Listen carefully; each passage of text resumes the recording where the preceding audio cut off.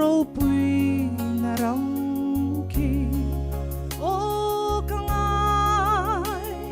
kangai zual trine lalpa mel kamu ve huntu kadoni kathireng tri Ropuina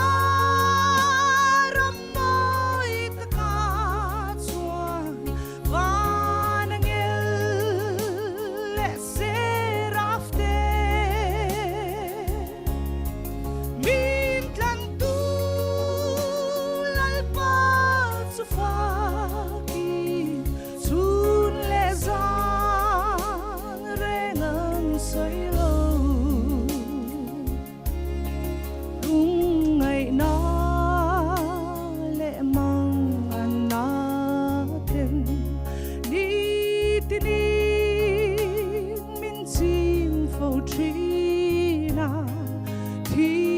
na ten min chim buai lain Ropuina ram ka thlir tri Ropuina ram moi ta ka chuan van ngel le se rafte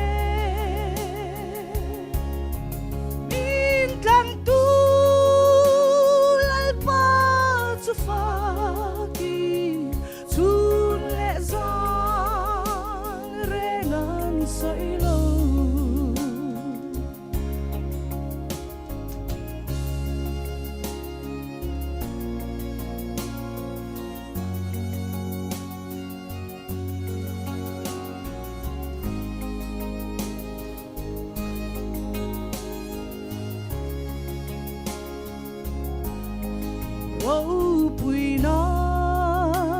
ram ka then hun chuan lung du ka chen ta te zong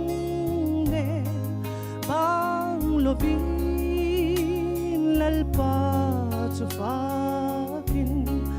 leinun ren kan ngai to lo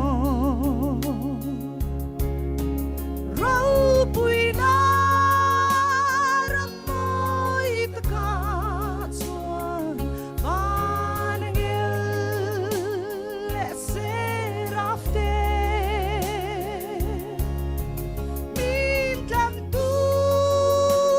lalpa chu faki chun le zang rengan soi lo